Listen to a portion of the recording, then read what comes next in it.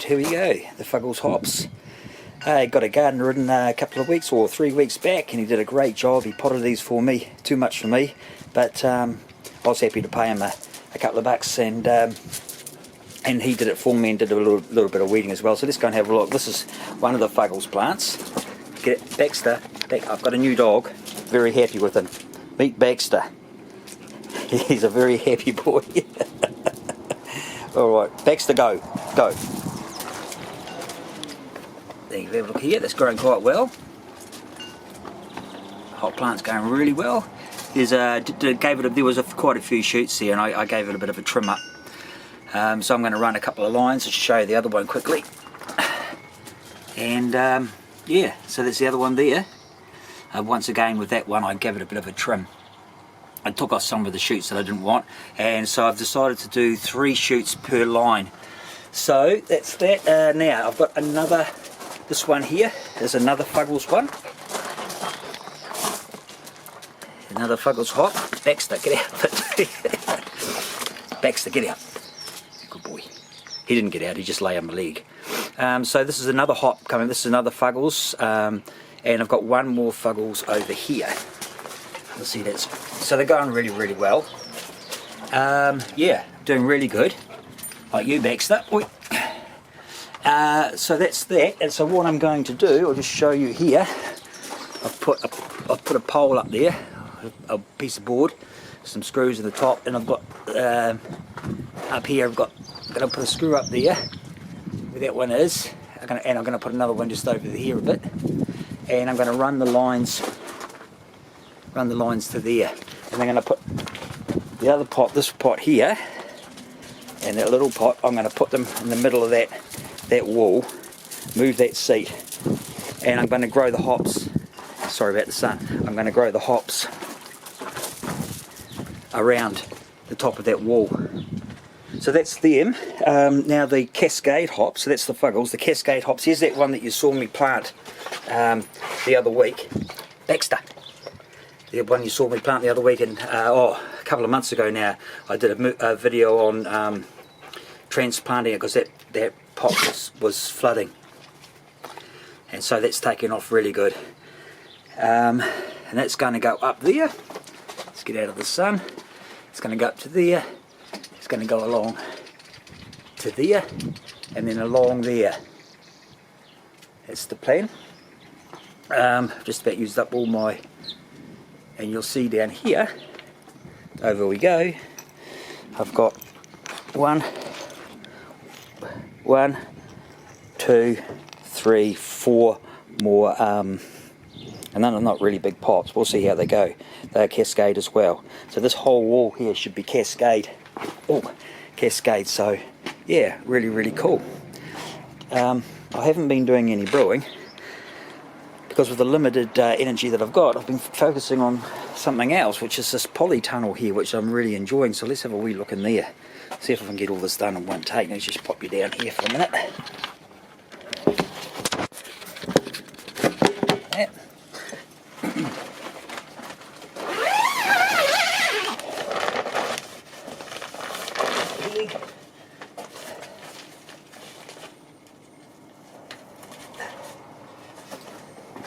Okay, so you can see here I use because the zip broke down the side, and so what I've done is I've just put some cable ties. We had a hell of a wind come through here, and the wind got under it, and it wasn't the first time it had happened. It was just about to take off.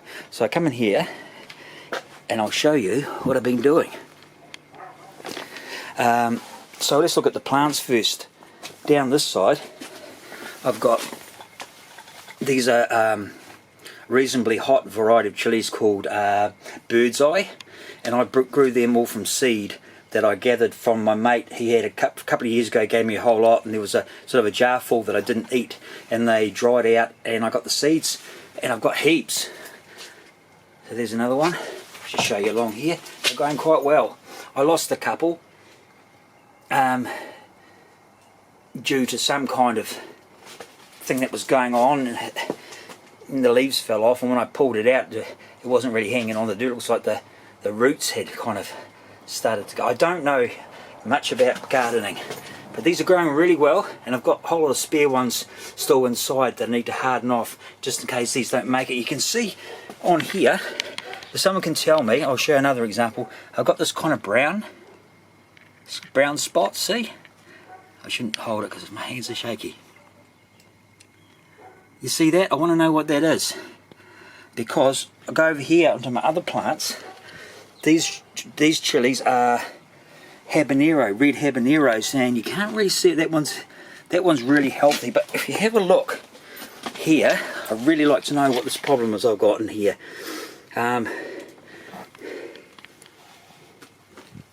You see that? Those holes, those black or brown dots.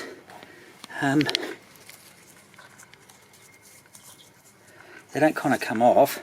I think there might be some kind of mold because it was very damp in here, and I was overwatering, and I didn't know about that. But you can't overwater these chilies, so I've cut right back, and there's another one that's got those dots. See. But anyway, this one here I planted a few days ago hasn't got any dots. So that's promising. That one's growing quite well actually. Beautiful and healthy, this one. So if these other two die, these two, this one and this one, if they die, I've still got plenty inside to redo them, and I'll know not to overwater them. Now, some other ones I've got here. I've got 3 plants in this big barrel. These are tomatoes. They are called Baxter. Get out! Out! Stood on my. I was just saying that about that. He just missed standing on a bloody plant. Right. So this one here. It's got 3 moneymaker tomatoes in here that I grew from seed, and you'll see I've got 3 in the pot. Well, what I'll actually do is I'll take 2 out. If they go alright, I'll take 2 out and transplant them. Got another bucket here. I'm going to be putting probably another tomato in. There's a big pot. And this is a super steak. Beef steak. Super steak it's called. And I bought that from the shop, but it was only half the size, and it's taken off real well. And once again, and this one has got a few flowers on it. I'm not sure if I should take those flowers off or if I should just let them grow into tomatoes, or whether I should just let the roots develop a bit more. Let me know in the comments if you have an idea about that. So the polytunnel, to stop it from flying away again, you'll see down behind here I just basically sandwiched the poly between 2 pieces of wood, and then I've screwed it in. I've put some screws in there, you see, along there, and a couple of bricks on the top, and that's not going anywhere now. And also another thing I've learned is to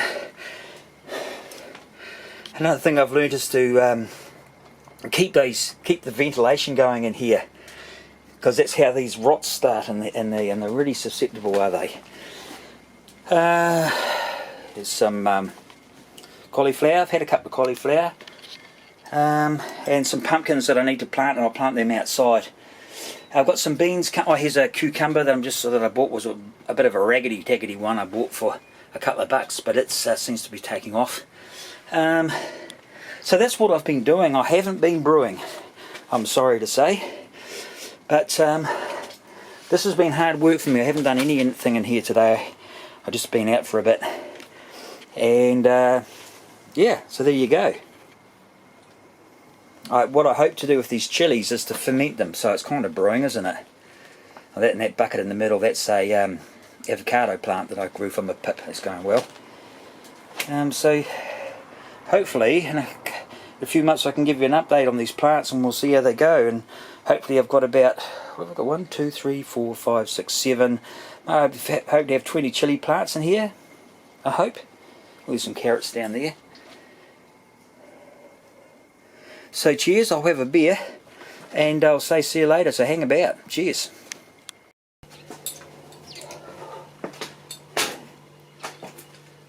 Ooh. Well, g'day again, how you doing? Finroo here. I'll just sit down and have a beer. So you've met my new dog. You've seen what I've been up to. I've been doing my polytunnel and growing my chilies and some tomatoes and growing things from seed, and I've been really enjoying it. It's a great thing to do, something a bit different, but it's taken all my time. So I haven't been brewing, although I do have a kit. I do have a kit here. This was a Black Rock Nut Brown ale, so, and I'll just pair it up with a bit of light crystal, and I should be able to do a good beer with that. I actually did about 6 weeks ago, or a bit longer ago, I did an Irish stout. Then I paired it up with a malt extract, which was dark crystal, I think it was. So, but anyway, and that was great. And all I did was I used the yeast from the hop kit, and just sprinkled it in, and it came out. To control the temperature of it, came out beautiful. There was nothing wrong with the yeast. And I think I'm suspecting that the yeast they put, that was a Mangroves Jack's Irish stout, and I suspect, I don't know, but I suspect that the yeast that was used was an M15, the Mangroves Jack's M15, which is used in stouts. I've used it many times myself, and the key thing about that M15 is it will not go down further than 1020. Just saying. And that's what happened to that stout. It didn't. And when I was brewing beers, well, a couple of years ago now, I was using M15 all the time, would not go down past 1020, except when I tried adding different yeast and all the things, the stuck fermentation business, which I don't know if that's a thing or not. Some people say it is, but if it stops, it stops. But I did get it carried on. Having said that, the M15, when it stopped at 1020, I threw some SO5 into it, and it carried on down to 1012. So take out of there what you will. What I've got here was talking about stouts. Because I haven't been brewing, it's given me an opportunity to try some different beers from time to time.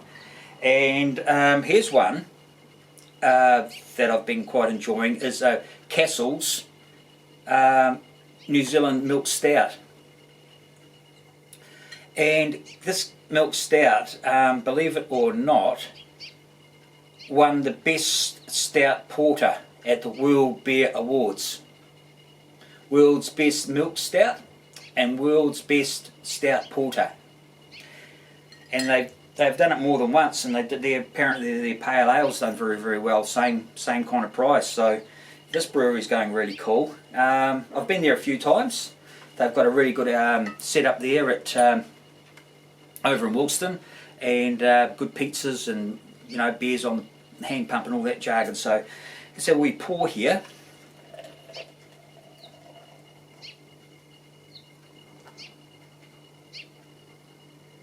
I always pour straight into the glass. I don't like to see people that pour in a beer, they tilt the glass that much, and they get to the top, it's got no head on it. You go, oh, not much head retention there. Well, give it a pour, son. Yeah, so what else can I tell you about this? One of these good awards, 5.2%. Creamy flavours, coffee, blah blah blah. It's got fermentable lactose sugar in it for a luscious full-bodied mouthfeel, aromas of bitter sweet chocolate, dried fruits and bold coffee. And cream flavours all descend on the senses, while soft and roasted malt bitterness keeps the sweetness in check. Welcome to the dark side of craft beer.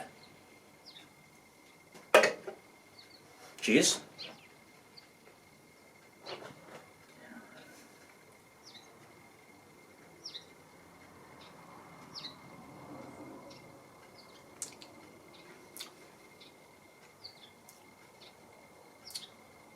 Yeah, you wouldn't want much. You wouldn't want any more of a stout than that. That's pretty cool. That's very delicious.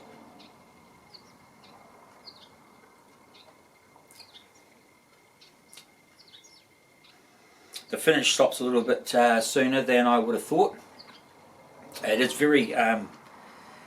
it's an extremely clean brew. Like, the fermentation is extremely clean.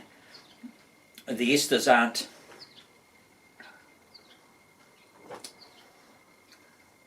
Yeah, it's quite. Of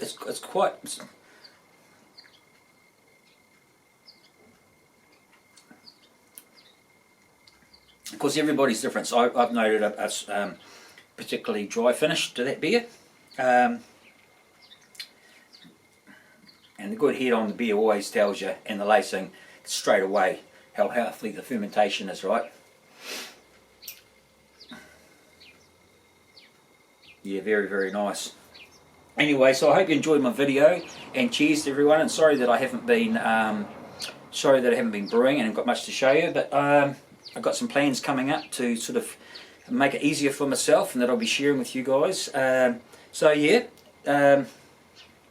All Blacks are playing South Africa again today, and so tonight, and so we'll see how that goes. Go Black! All right, so cheers, guys. You take care.